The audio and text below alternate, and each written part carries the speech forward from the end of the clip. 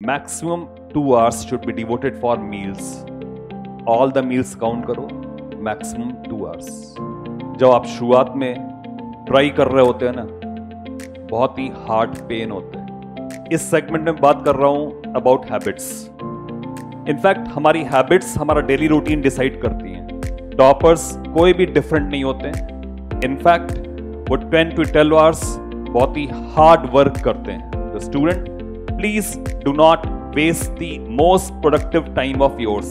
उसको आप रिलीजियसली उसमें कुछ अच्छा काम ही करें. उसको लॉक करें कि जो मेरा मोस्ट प्रोडक्टिव टाइम है उसको मैं किसी भी कीमत.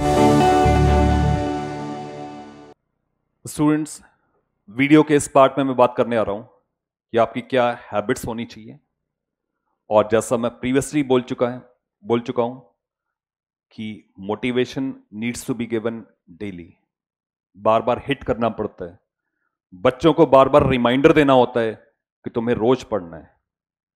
तो स्टूडेंट्स, मैं सबसे पहले इसके बारे में बात करने आ रहा हूं अबाउट टाइमिंग. आपका 2 घंटा 2 hours, maximum 2 hours should be devoted for meals. All the meals count करो, maximum 2 hours for all the meals. And try to include all the freshing up activities in it too. That's आप fresh up हो गए, आपने meals ले लिए, overall 2 घंटे आपने इसमें डिवोट किए. फिर मैं आपको 2 घंटे दे रहा हूं for controlled entertainment. Controlled entertainment का मतलब यह है कि इसमें आप कुछ देर टीवी देख सकते हो, कुछ देर कुछ पढ़ सकते हो, सिंगिंग कर सकते हो, इसके अलावा कोई स्पोर्ट्स ले सकते हो. इसके अलावा इसमें एक्सरसाइज इंक्लूडेड है. 2 hours for meals, 2 hours for controlled discipline entertainment. Controlled discipline entertainment, just like a commando. तो 2 घंटे हो गए आपके मील्स के, फ्रेश अप होने के. 2 घंटे आपके हो गए कंट्रोल्ड एंटरटेनमेंट के. And 5 to 6 hours of sleep.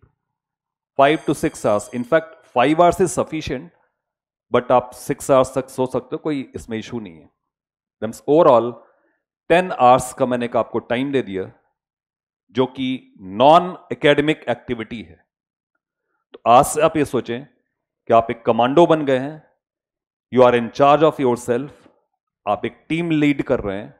एक टारगेट आपके सामने है, उसको आपको अचीव करना है. And you have to make every day count. हर दिन आपको काउंट करना है. हर दिन आपको make it count, make every day count. Means हर एक दिन आपका सक्सेसफुल होना चाहिए. तो आपके पास 14 आवर्स बच रहे हैं. 10 आवर्स हटाने के बाद आपके पास 14 आवर्स बच रहे हैं. तो आप अगर मोटिवेट फॉर्म में, इंस्पायर्ड फॉर्म में अगर आप पढ़ेंगे तो 14 घंटे अगर आप अटेम्प्ट करेंगे तो 12 आवर्स की स्टडी आप निकाल सकते हैं. तो स्टूडेंट्स, ये कोई मुश्किल काम नहीं है. 12 घंटे रोज पढ़ा जा सकता है. आप अपने सामने कैलेंडर रख दें और एवरीडे मार्क करें, क्या आज के दिन 12 घंटे मेरे पूरे हो गए. अगर आपने आज के 12 घंटे पूरे कर दिए तो आप ये मान के चलें कि योर डे वॉज सक्सेसफुल. और इस तरह के सीरीज ऑफ सक्सेसफुल डेज से आपकी सफलता ज्यादा दूर नहीं है. तो हर दिन इस तरह के प्रयास करने से, मोटिवेटेड प्रयास करने से आपको सफलता निश्चित मिलेगी. और मैं आपको बता दूं, जब आप इस तरह से कमांडो एक्शन करना शुरू करेंगे ना, मुश्किल से 10 से 15 दिन के अंदर ना आपको एक जीत की खुशबू सी आनी शुरू हो जाएगी. आपको ये महसूस होना शुरू हो जाएगा कि मैं तो एकदम सक्सेस की राह पे निकल चुका हूं, अभी और मेहनत करनी है. आपके अंदर से इंस्पिरेशन आएगी कि अब तो मैं 1 मिनट भी वेस्ट नहीं करने वाला हूं, मैं अपना पूरा टाइम इसमें लगाने वाला हूं. तो ये जो इंस्पिरेशन है ना, इंस्पिरेशन पहले नहीं आती है. इनफैक्ट जब आप काम करना शुरू करते हैं तो ड्यूरिंग वर्क, जब आप और हार्ड वर्क करने की स्ट्राइव करते हैं, कोशिश करते हैं, तो during the phase of hard work inspiration आनी शुरू होती है. और जब हमें ये एहसास होना शुरू होता है कि हम सक्सेस तरफ बढ़ रहे हैं, हमारे मार्क्स बढ़ रहे हैं, मेरे अंदर इंप्रूवमेंट आ रहा है, एटलीस्ट जब आप एक रेगुलर शेड्यूल फॉलो कर रहे होते हैं, तो इनफैक्ट आप बॉडी के हर एक सेल को आप एक मैसेज दे रहे होते हैं कि आपकी जो इंटेंशन है, आपका जो रिलीजन है, वो सिर्फ सक्सेस है. तो ये एक इंटेंट देता है. और बिलीव मी स्टूडेंट्स, जब आप शुरुआत में ट्राई कर रहे होते हैं ना, बहुत ही हार्ट पेन होते हैं, बहुत मुश्किल होता है अपने आप को मोटिवेट करना और पढ़ाई शुरू करना, बहुत मुश्किल होता है, मैं मानता हूं। लेकिन आप डटे रहें, एक स्ट्रिक्ट रिजीम फॉलो करें। मुश्किल से 1 हफ्ते के बाद आपको ये महसूस होना शुरू होगा कि आपके अंदर कुछ चेंज हो रहा है, something is changing inside you. कोई सा भी ट्रेनिंग प्रोग्राम हमेशा रिग्रेस होता है और हमेशा बिट पेनफुल होता है, बट इसी पेन को बियर करके तो हमारी ग्रोथ होती है। तो जो पेन आपको होने वाला है ना, ये इनफैक्ट आपकी ग्रोथ का सिग्नल है, ये फर्स्ट सिम्टम है। अगर आपको पेन फील हो रहा है तो बिलीव मी, ये फर्स्ट सिम्टम है। तो स्टूडेंट्स, अभी तक मैंने ये एम्फेसाइज किया कि आपका शेड्यूल जो है वो बड़ा इंपॉर्टेंट है। अब मैं आता हूं कि जो आपने 12 to 14 आवर्स का टारगेट रखा हुआ है पढ़ाई करने का, उसको कैसे डिवोट करें। तो सबसे पहली बात है, हम एक स्टैंडर्ड टाइम ले लेते हैं। मान लिए 12 आवर्स का टाइम मुझे डिवोट करना है, तो इस 12 आवर्स में मैंने 3 आवर्स टू ईच सब्जेक्ट दिया। I have given 3 hours to each subject. अभी मेरे पास 3 आवर्स रिमेनिंग है। तो जो मेरे पास 3 आवर्स रिमेनिंग है, इस 3 आवर्स में मैं उस नए टॉपिक को पढ़ने वाला हूं जो मुझे हर हफ्ते ऐड ऑन करना है। दैट मीन्स मैंने एवरी डे एक सिग्निफिकेंट टाइम डिवोट कर दिया है फॉर दैट एडिशनल टॉपिक। देखिए, आपको पेन लेना पड़ेगा, कुछ गेन करना है तो आपको पेन लेना पड़ेगा। एक बहुत फेमस फिल्म, एक डायलॉग आया था कि अगर चूल्हे से रोटी निकालनी है तो चिमटे को अपना मुंह जलाना पड़ता है। तो आपको एक्स्ट्रा पेन लेना पड़ेगा। तो वो एडिशनल 3 आवर्स आप उस टॉपिक को देने आ रहे हैं जो आपको नया गेन करना है, और इस टाइम को किसी भी कीमत पर लूज नहीं करें, इसको हाथ से नहीं जाने दें, क्योंकि दोबारा इसको प्रिपेयर करने का आपको टाइम नहीं मिलने वाला है। तो आपने एक स्टैंडर्ड डिवीजन कर रखा है टाइमिंग का, और साथ में एक आपने फिक्स्ड रिजिड, जिसको आप चेंज नहीं करने वाले हैं, आपने एक ऐसा टाइम स्लॉट अलॉट कर रखा है। उस स्लॉट में आप उन टॉपिक्स को पढ़ रहे हैं जो आपको नहीं आते हैं, या नॉन कन्वेंशनल हैं, या ऐसे टॉपिक्स जो आपको एक्स्ट्रा मार्क्स दिलाने वाले हैं। तो इन अ वीक आप ऐसा भी कर सकते हैं, 3 डेज आपने किसी एक सब्जेक्ट को दे दिया, फिजिक्स या मैथ्स को दे दिया, 3 डेज आपने केमिस्ट्री को दे दिया, या आप ऐसा भी कर सकते हैं कि आप 2 डेज में उसको डिवाइड कर लें, डिपेंडिंग ऑन दी टॉपिक्स। कितना ड्यूरेशन किसी टॉपिक को चाहिए उसके हिसाब से आप उसको डिवोट कर दें। Never underestimate power of chemistry in getting high ranks. Chemistry आपको इंटर भी करा सकती है, केमिस्ट्री आपको हाई रैंक्स भी दिला सकती है। मैथमेटिक्स का पेपर हमेशा टफ आता है, ट्रेडिशनली टफ आता है जेईई एडवांस में, जेईई मेन में भी थोड़ा लेंदी आता है, इसलिए समटाइम्स वो रिलायबल नहीं होता है। बट अगर आप प्रैक्टिस नहीं करेंगे तो उसमें आप आउट भी हो सकते हैं, इसलिए उसको करना जरूरी है। तो मैथ्स में एक्स्ट्रा प्रैक्टिस है, इसलिए आप उसको चाहें तो 1 घंटा एक्स्ट्रा दे सकते हैं। दैट मीन्स ये मैं अब आपके टेस्ट के हिसाब से बात कर रहा हूं। हो सकता है कोई सब्जेक्ट आपका फेवरेट हो तो आप उसको 1 आवर एडिशनली दे सकते हैं, लेकिन इक्वल डिस्ट्रीब्यूशन ऑफ टाइम रखना चाहिए। इस बारे में अभी बॉदरेशन नहीं लेनी चाहिए कि मेरे मार्क्स किससे आ रहे हैं, कितने आ रहे हैं, अभी उतनी ज्यादा बॉदरेशन नहीं लेनी चाहिए, क्योंकि आप एक लॉन्ग टर्म के लिए प्रिपरेशन कर रहे हैं। तो स्टूडेंट्स, मैंने अभी आपको बोला कि how to broadly divide your time between the subjects. इसमें थोड़ा बहुत वेरिएशन आप कर सकते हो, अपने हिसाब से थोड़ा बहुत इसको चेंज कर सकते हो। ये जो भी चीज मैं बोल रहा हूं, ये आपके सामने कैलेंडर में आना चाहिए। इनफैक्ट आपके सामने हमेशा एक कैलेंडर होना चाहिए, उसमें आपकी सारी प्लानिंग मार्क्ड होनी चाहिए, और हर दिन जो आपका सक्सेसफुल हो उसको आप मार्क करते हैं। Make every day successful, make every day count. Dear students, इस सेगमेंट में बात कर रहा हूं अबाउट हैबिट्स। इनफैक्ट हमारी हैबिट्स हमारा डेली रूटीन डिसाइड करती हैं। हमारी जो थिंकिंग हैबिट्स होती है ना, कई बार ऐसा होता है कि स्टूडेंट सिर्फ थॉट्स में ही पूरा दिन निकाल देता है, टाइम टेबल बनाने में ही पूरा दिन निकाल देता है, प्लानिंग करने में पूरा दिन चला जाता है, या फिर कोई दोस्त बैठ गया उसका प्लानिंग करनी शुरू करी, पूरा दिन कब खत्म हुआ पता नहीं चला। तो हैबिट्स जो हैं वो हमारा रूटीन डिसाइड करती हैं, हमारा डिसिप्लिन डिसाइड करती हैं, और ये बहुत ही इंपॉर्टेंट पार्ट है। अगर आप रेगुलर डिसिप्लिन नहीं रहोगे तो आप कितने भी इंटेलिजेंट हो, एक्चुअली आप पढ़ोगे कब? तो आप प्रॉपर टाइम निकाल सकें, इसके लिए हैबिट्स जो हैं उनको कंट्रोल करना बहुत जरूरी है। इसीलिए बार बार मैं इस बात पे एम्फेसाइज करता हूं कि आपके अंदर एक डिसिप्लिन अगर बन गई ना तो ही आप पढ़ पाओगे, तभी आपके रैंडम एफर्ट्स रिड्यूस होंगे। तो आप रैंडमली बिहेव नहीं करें, इसके लिए हैबिट्स को कंट्रोल करना बहुत जरूरी है। स्टूडेंट्स, जिस वजह से मैंने वीडियो बनाया है अब मैं उसके बारे में बात करने आ रहा हूं। बहुत बार हम लोग इररिलेवेंट थिंकिंग में इन्वॉल्व हो जाते हैं, जिसको समटाइम्स प्रोक्रेस्टिनेशन भी बोलते हैं, बट ये बहुत बड़ा वर्ड है, इसकी डीप मीनिंग समझना थोड़ा मुश्किल भी होता है। मैं एक अपनी तरफ से एक और थॉट दे रहा हूं, मैकेनिकल थिंग्स। बहुत बार हम मैकेनिकल थिंग्स के बारे में सोचने में अपना बहुत समय वेस्ट कर देते हैं। फॉर एग्जाम्पल, बहुत सारे बच्चे अपना बहुत समय इस बात के लिए बर्बाद कर चुके हैं कि जेईई मेन की डेट कब आएगी, उसका फॉर्म कब भरा जाएगा, उसका सिलेबस क्या होगा, लास्ट ईयर पैटर्न ऐसा था, इस साल पैटर्न कैसा होगा, किस समय में होगा, जेईई एडवांस और जेईई मेन के बीच में कितना गैप मिलेगा। आप अगर सोचना शुरू करें तो इस तरह के 100 सवाल आप पूछ सकते हैं, बट क्या हम अपना समय इस तरह के सवालों के बारे में सोचने में व्यर्थ कर सकते हैं? क्या इससे हमें कोई फायदा मिलेगा? क्या इस टाइप की मैकेनिकल थिंकिंग से क्या कोई हमें फायदा मिलेगा? क्या these are categorised as mechanical thoughts. इनको अगर आप अवॉइड भी कर देना तो उससे कोई फर्क नहीं पड़ने वाला है। जब भी फॉर्म आएगा तो सबके लिए कॉमन होगा ना, जो भी सिलेबस होगा ना वो तो सबके लिए कॉमन होगा ना, जो भी डेट्स आएंगी उससे पे सबको प्रिपेयर्ड होना पड़ेगा ना। बट उसके लिए हम अपना आज क्यों खराब करें? हमें अपने आज को कंट्रोल करना है। तो जब आएगा तो उसकी नोटिफिकेशन आएगी, हम उस टाइम पे उस बारे में ध्यान देंगे।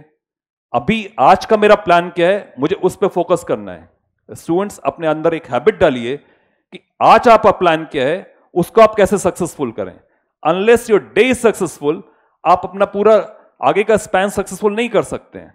इसलिए at any cost avoid procrastination, avoid thinking about mechanical things. इनको टोटली अवॉइड करें।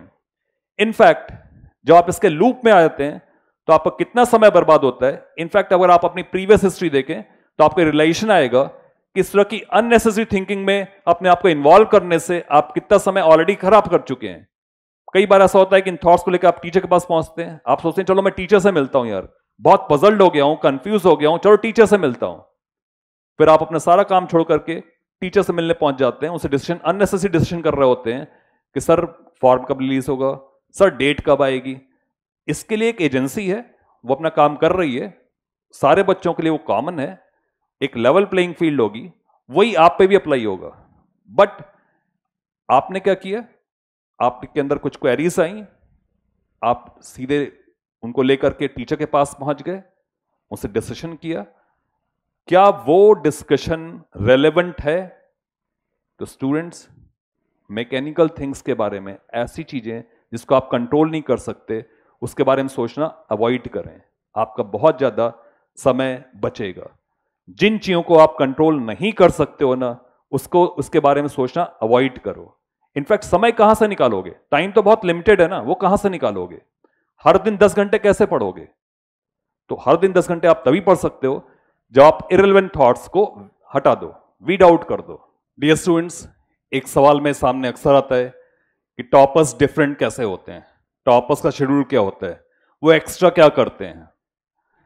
स्टूडेंट्स, एक बात हमेशा ध्यान रखें कि जिस स्टूडेंट ने अपना स्टडिंग हैबिट्स को कंट्रोल कर लिया, अपना रूटीन मेंटेन कर लिया, जो डिसिप्लिन्ड है, उसको सक्सेस से कोई नहीं रोक सकता।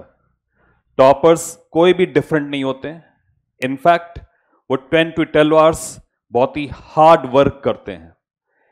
और बहुत सारे स्टूडेंट्स ऐसे होते हैं जिन्होंने अपनी प्रिपरेशन काफी पहले से स्टार्ट कर दी होती है। बहुत सारे स्टूडेंट्स क्लास 9 से ही जेईई की प्रिपरेशन स्टार्ट कर देते हैं और तब से ही उनका जो शेड्यूल है बहुत रेगुलर हो जाता है, डिसिप्लिन्ड हो जाता है और वो हार्ड वर्कर होते हैं। बिलीव मी स्टूडेंट्स, टॉपर आप जैसे ही होते हैं, कोई भी एवरेज स्टूडेंट टॉपर हो सकता है। आप अपने स्टडी रूटीन को कंट्रोल करके, अपने आप को डिसिप्लिन करके बहुत अच्छी रैंक पा सकते हैं। अच्छी रैंक्स पाने के लिए, सक्सेस पाने के लिए एक बहुत इंपॉर्टेंट चीज है कि how controlled your routine is. तो सबसे पहला आपको फोकस इस बात पे देना चाहिए कि आपका डेली रूटीन क्या है। जो भी पर्सन डेली रूटीन कंट्रोल करता है वो अपनी लाइफ कंट्रोल करता है, उसके लिए सक्सेस इजी होती है। आप ये सोच के देखें कि कमांडोज को या मिलिट्री में एक बहुत रिगरस शेड्यूल क्यों होता है। वो इसलिए होता है ताकि वो हर मोमेंट पे प्रिपेयर्ड रहें। प्रिपेयर्डनेस एक सबसे इंपॉर्टेंट फैक्टर होता है। तो स्टूडेंट्स अपने डेली रूटीन पर जरूर फोकस करें। हैबिट्स को कंट्रोल करना एक बहुत इंपॉर्टेंट चीज है और इसी बात पे अभी मैं एम्फेसाइज कर रहा हूं। डियर स्टूडेंट्स, अब मैं स्टडीइंग टाइम टेबल के बारे में बात करना चाहता हूं। हम पहले भी इसके बारे में बात कर चुके हैं। इसको जस्ट मैं एक बार रिपीट, एक बार फिर से हिट करने के लिए आपके माइंड को फिर से बोल रहा हूं। आपका जो स्टडीइंग टाइम होना चाहिए वो आपकी बायोलॉजिकल क्लॉक के अकॉर्डिंग होना चाहिए, क्योंकि बहुत सारे बच्चे रात को पढ़ते हैं, बहुत सारे बच्चे दिन को पढ़ते हैं। ये आपकी चॉइस है और इसमें कोई प्रॉब्लम नहीं है और इसमें मैं कोई सडन चेंजेस आपको सजेस्ट भी नहीं कर रहा हूं। बस मैं आपसे 2-3 इंपॉर्टेंट बातें एम्फेसाइज करना चाहता हूं। एक बात, वो समय जो आपका सबसे प्रोडक्टिव टाइम है, उस समय को किसी अननेसेसरी एक्टिविटी में वेस्ट ना करें। उसमें फ्रेंड से मिलने में या घूमने में उसको अननेसेसरी वेस्ट ना करें। जो आपका मोस्ट प्रोडक्टिव टाइम होता है, जिसमें आप सबसे अच्छा पढ़ रहे होते हैं, जिसमें आपको सबसे अच्छा समझ में आता है, उसमें सबसे इंपॉर्टेंट सब्जेक्ट और सबसे इंपॉर्टेंट काम होना चाहिए। दैट मींस टाइम को प्रायोरिटाइज करना बहुत ही इंपॉर्टेंट है। अगर आप टाइम को प्रायोरिटाइज नहीं करते हैं तो आप एक बहुत इंपॉर्टेंट एफिशिएंसी फैक्टर लूज कर रहे होते हैं। तो student, please do not waste the most productive time of yours. उसको आप रिलीजियसली उसमें कुछ अच्छा काम ही करें, उसको लॉक करें कि जो मेरा मोस्ट प्रोडक्टिव टाइम है उसको मैं किसी भी कीमत पर मैं वेस्ट नहीं होने दे सकता। कोई फ्रेंड अगर मिलने आए तो उससे रिक्वेस्ट करें कि हम लोग फिर से मिल लेंगे, किसी और टाइम में मिल लेंगे, but please do not lose most productive hours of yours. ये छोटी बात है बट लॉन्ग टर्म में बहुत इंपॉर्टेंट रोल प्ले करती है। तो एक बात तो ये हुई कि आपने अपने टाइम को प्रायोरिटाइज कर लिया है, आपने डिसाइड कर लिया है कौन सा टाइम आपका इंपॉर्टेंट है, कौन सा अननेसेसरी है, किसमें आप किस टाइम में आप अदर एक्टिविटीज कर सकते हैं। ये डिसीजन होने के बाद अब बात आती है कि आप किस सब्जेक्ट को कितना डिवोट करें। तो मेरा आपको मैसेज ये है कि टाइम को सारे सब्जेक्ट्स में इक्वली डिवोट करें। मान लिए किसी दिन आपकी छुट्टी है, आप स्कूल कॉलेज नहीं जा रहे हैं, उस दिन आपको 12 आवर्स पढ़ना है। 3 आवर्स तो ईच सब्जेक्ट पहले आप दे दें, दैट मींस 9 आवर्स आपके हो चुके हैं। अब आपका से एक 3 आवर्स का स्लॉट बचा हुआ है। उस 3 आवर्स के स्लॉट में आप चाहें तो अपना बैकलॉग कवर करने के लिए उसको यूज कर सकते हैं, या फिर जो सब्जेक्ट आपका वीक है उसको आप दे सकते हैं। इनफैक्ट आपके पास एक टाइम ऐसा अवेलेबल है जिसको एज ए रिसोर्स रिक्वायरमेंट पे आप डिवोट कर सकते हैं। तो आपके पास क्या हुआ, हमने 4 स्लॉट बना दिए, 3 स्लॉट तो आपको सब्जेक्ट्स को दे दिए और एक 4 स्लॉट आपका वैकेंट है, एम्प्टी है। उस वैकेंट स्लॉट में आप यूटिलिटी के हिसाब से दे सकते हैं, बैकलॉग कवर करने में दे सकते हैं। तो ये तो बात हुई ब्रॉडली कि आप टाइम को कैसे डिवाइड करें। फिर एक बात आती है कि हम पढ़ें कैसे। जो भी हमारा टाइम है उसमें पढ़ने का तरीका क्या होना चाहिए। Dear students, at this moment I am going to discuss very important, very critical factor. In fact इस वीडियो का सबसे इंपॉर्टेंट फैक्टर यही है जो मैं भी आपसे बोलने आ रहा हूं। कॉम्पिटिशंस क्वालिफाई करने के लिए, उसमें सक्सेसफुल होने के लिए एक बहुत बड़ा फैक्टर होता है variability of mind, adaptability of mind. क्या वैरिड चीजों में आपका माइंड एडेप्टेबल है? सडन कोई थॉट चेंज होती है तो क्या आप उसके लिए एडेप्टेबल हैं? इस बात का मतलब यह है कि आपका जो पेपर होता है वो फिजिक्स, केमिस्ट्री, मैथमेटिक्स में डिवाइडेड है। आफ्टर 1 आवर आपको फिजिक्स से केमिस्ट्री में चेंज होना होता है एंड आफ्टर 1 आवर आपको केमिस्ट्री से मैथमेटिक्स चेंज होना होता है। दैट आप एक सब्जेक्ट से दूसरे सब्जेक्ट में जा रहे होते हैं। अगली बात, किसी एक पेपर में भी जब आप फिजिक्स का पेपर कर रहे होते हैं तो पहला सवाल हो सकता है मैकेनिक्स का हो, दूसरा सवाल हो सकता है मॉडर्न फिजिक्स का हो, तीसरा सवाल हो सकता है इलेक्ट्रोस्टैटिक्स का हो।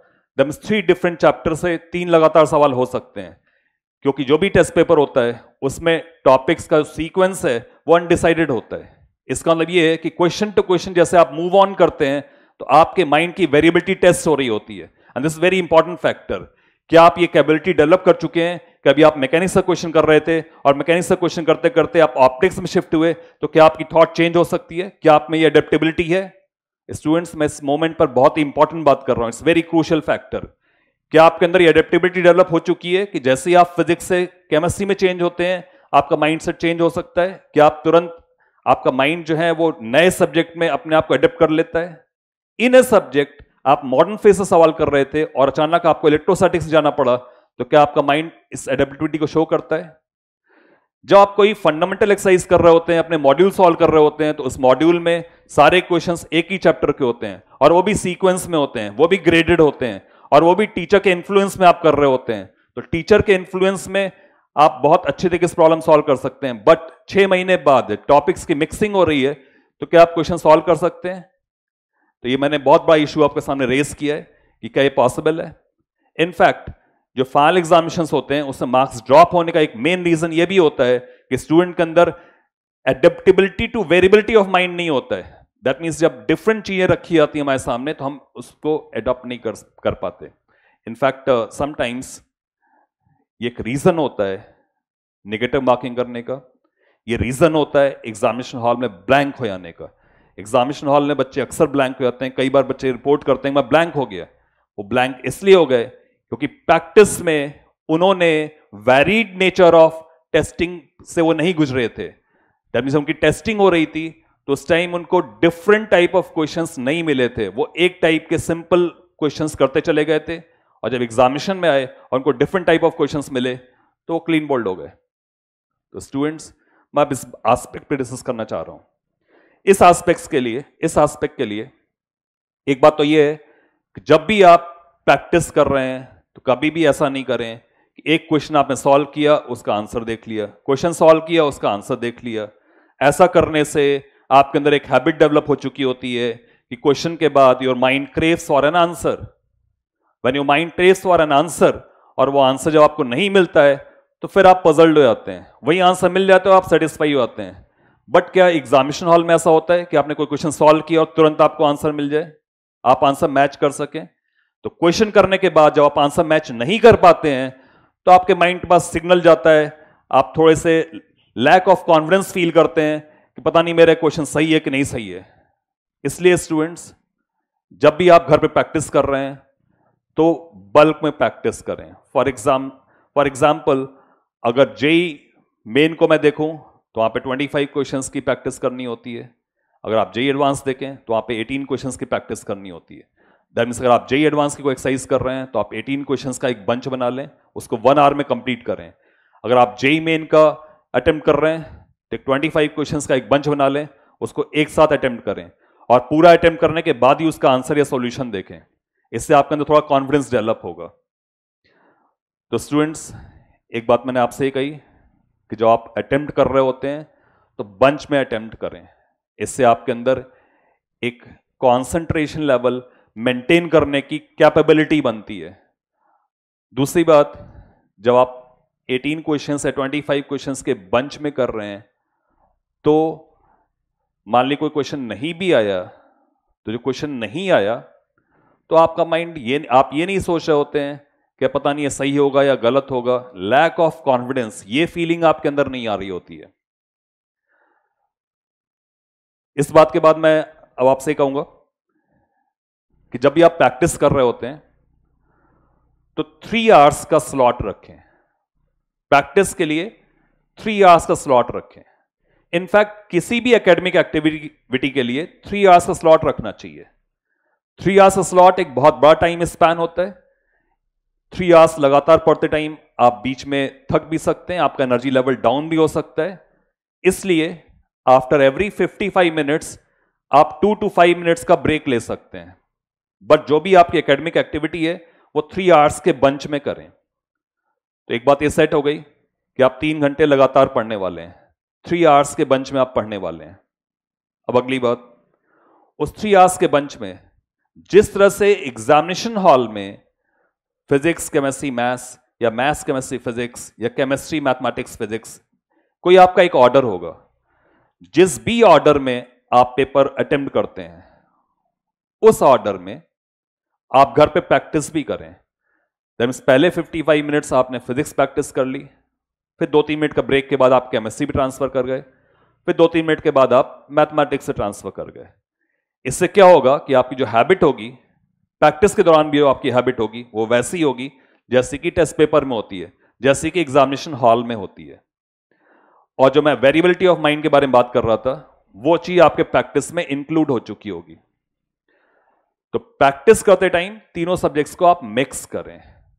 थ्योरी पढ़ते टाइम मिक्स करने की एडवाइस नहीं है, क्योंकि थ्योरी पढ़ते टाइम थॉट डेवलपमेंट हो रहा होता है, तो उसमें long span, long time interval की रिक्वायरमेंट होती है।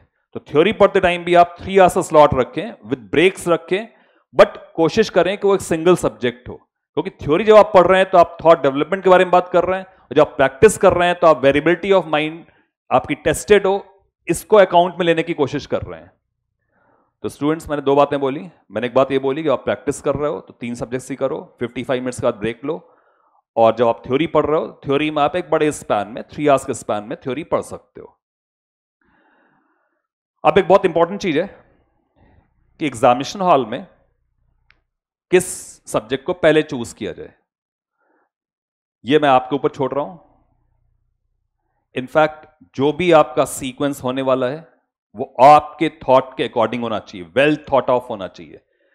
कौन सा सब्जेक्ट आपका स्ट्रॉन्गेस्ट है, किस में आपको थोड़ी मुश्किल आती है, इसको एक बार आप अपनी तरफ से इसको सेट कर लें। मेरा एक ही मैसेज है इस बारे में कि जो भी आपका पैटर्न है, नेक्स्ट 2 टेस्ट में ये सेट हो जाना चाहिए। उससे ज्यादा एक्सपेरिमेंट नहीं करें, उसको बार बार चेंज नहीं करें।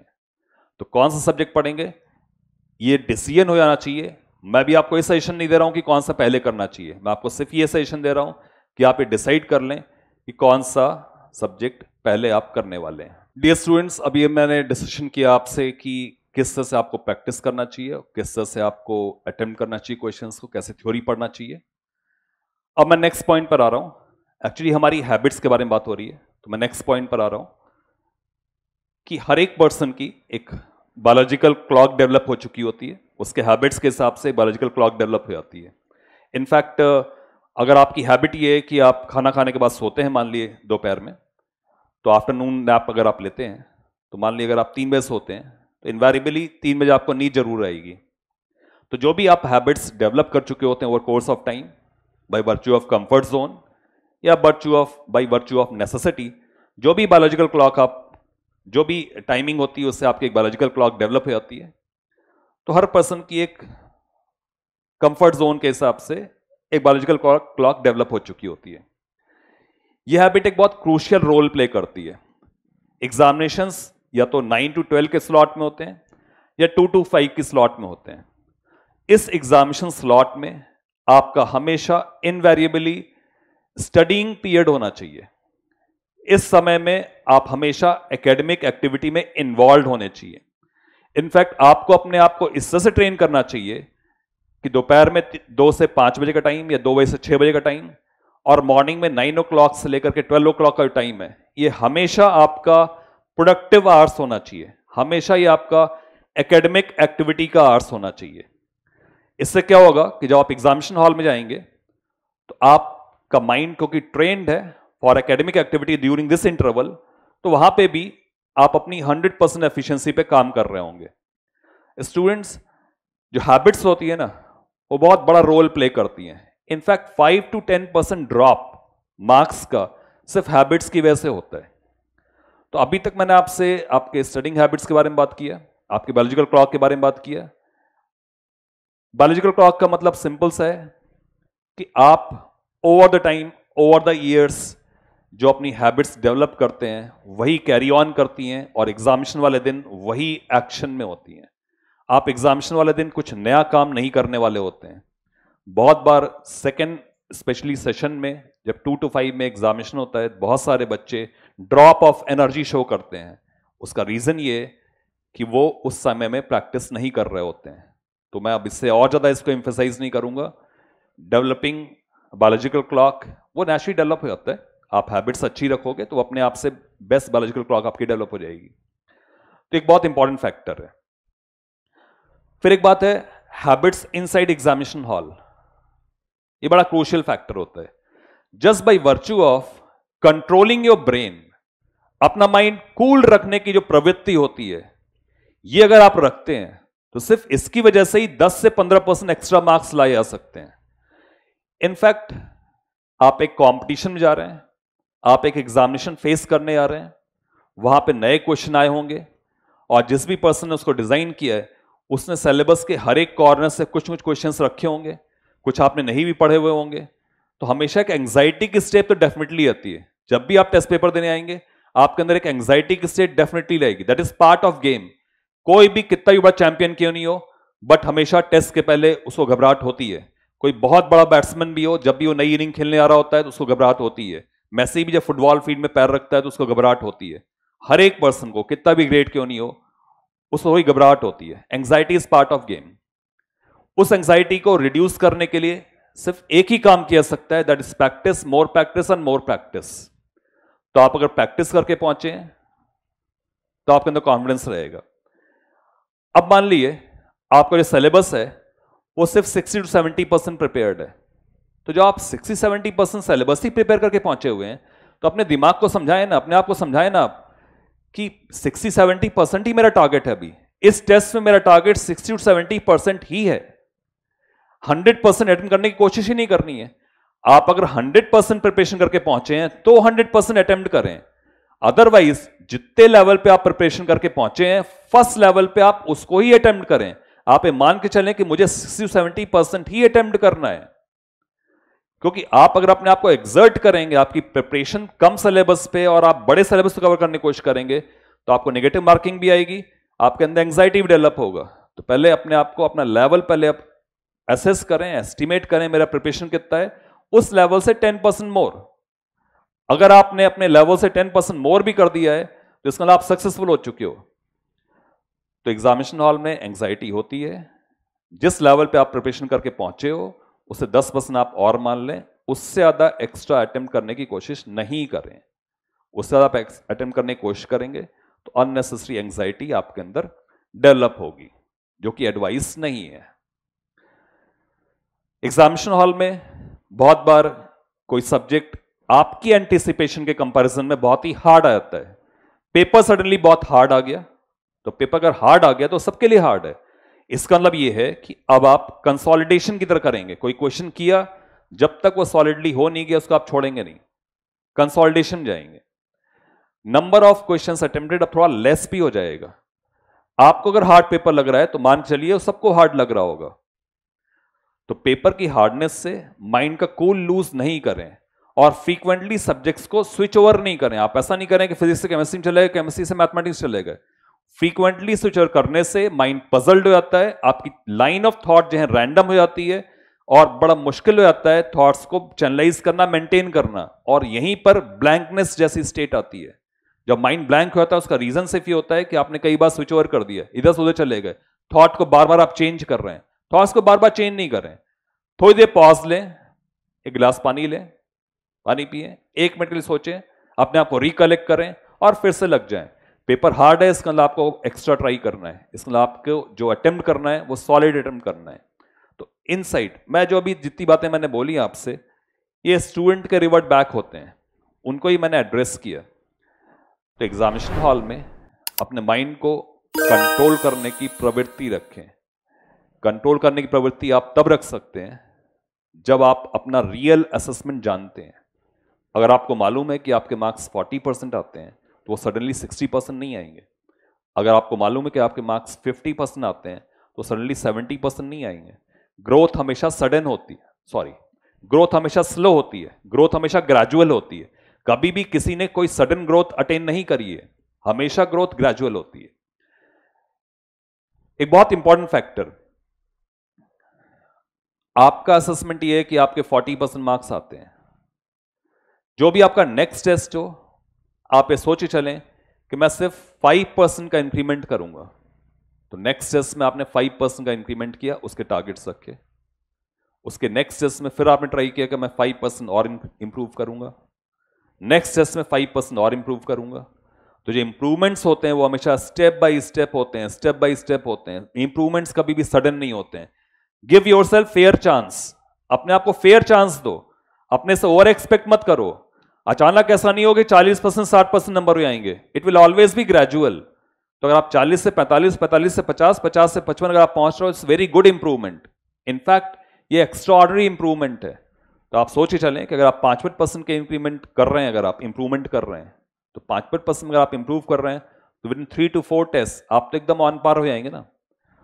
तो अपनी जो परसिवरेंस है, दैट मींस पीछे पड़ने की जो हैबिट है, किसी चीज के पीछे पड़ जाओ, आप सोचो कि नहीं अभी 5% करना है, नेक्स्ट में फिर 5% करूंगा, नेक्स्ट में फिर 5% करूंगा।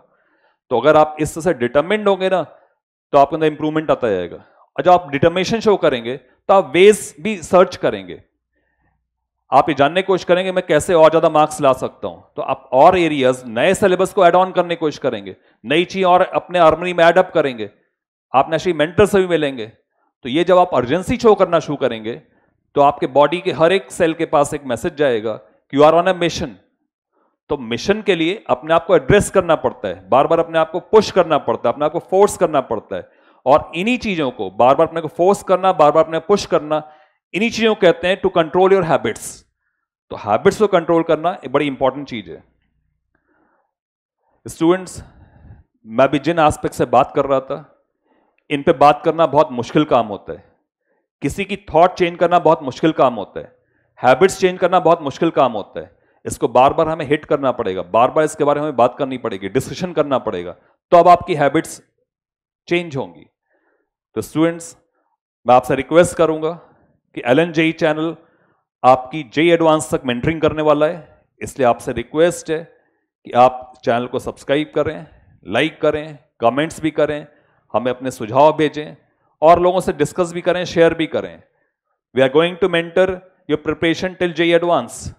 और हर हफ्ते इस तरह के वीडियोस जो साइकोलॉजी बेस्ड होंगे, एकेडमिक्स बेस्ड होंगे, वो आपके सामने आते रहेंगे। अभी जो हमारा अटैक है, अभी जिस लाइन पे हम चल रहे हैं, वो है कि आपको कैसे हम स्टडिंग टेबल पर लाएं, कैसे आपको पढ़ने के लिए हम मजबूर करें, किस से आपके अंदर इच्छाएं जागृत करें कि आपकी रैंक बहुत अच्छी आ सकती है, आपको इंस्पायर करें।